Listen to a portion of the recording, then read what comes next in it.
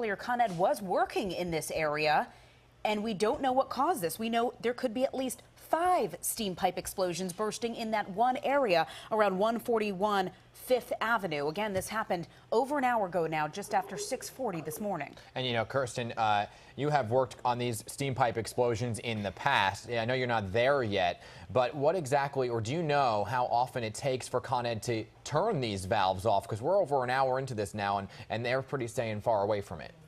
Well, you know, at Cala, as you mentioned, 5 steam pipe explosions in all. I'm certain that they are being very diligent in how they are going in and delicately approaching this operation, because the only thing worse than having a steam pipe explosion that's been going off for an hour is to have a worker injured in another one, or to have New Yorkers injured in successive explosions. So this is such a delicate operation for them to go in to not only ascertain what's the source and how are we going to cut it off, but most importantly, how do we keep everybody who's above ground and or underground safe right now. We have seen deadly explosions in the past, and we don't know yet what, if any, if there are injuries from people who may have been working underground or who may have been caught in this above ground. That usually teases out as we move forward, and you have to get through these initial explosive moments until they can finally get this thing under control. But we're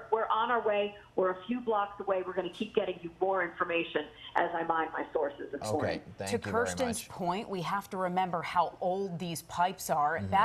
We said that the last time something like this happened was back in 2007 in July, so 11 years ago. And we can remember then it was smoke that we saw that was 40 stories high practically, and that rupture was caused by an 83-year-old pipe that was underground near Grand Central Terminal that exploded during the evening rush hour. Very similar situation we have now, just ahead of the morning rush hour. We have 5 steam pipes in this one area of Flatiron exploding, which is a very busy area. The only good news in this case is that we're not hearing of any injuries reported just yet. It's interesting to see the water that's flowing down the street here as Air 11 zooms into the scene. You saw the FDNY there navigating through the street and the water that was flowing down. So it's interesting to find out if they in fact were spraying water or anything, or where that water was coming from, because it looks like they don't have any hoses extended. So where exactly that's all coming from is unknown. And you know, like you're talking about, Cal, Con Ed is always trying to replace and keep up with this aging infrastructure in New York City. In fact, in the area of where I live right now, they are digging up the streets, replacing pipes right there because of how old they are, and the ones that they are pulling out of the ground, because you see them as they come up, are just incredibly corroded.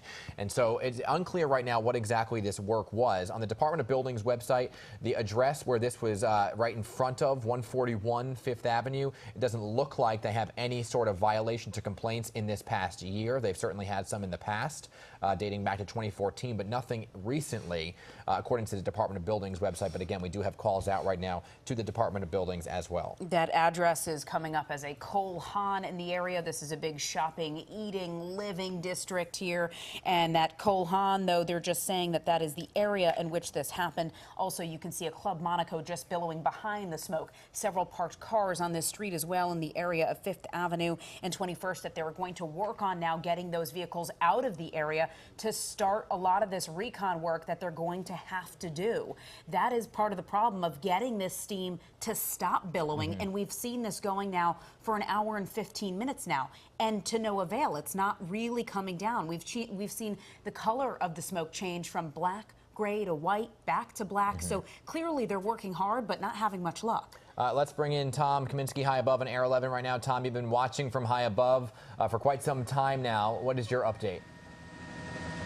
Well, you know, Dan, you've been seeing some of these pictures. You see that crater in the middle of 5th Avenue, and there have been several vehicles around it. You also can see not only water on the street, but soot is just for at least 1.5 blocks to 2 blocks, covering everything in this area. That car right in front of that crater on 5th Avenue, we've watched FDNY go to that car and to a couple of other cars and clear off a portion of the window just to make sure that those cars were not occupied.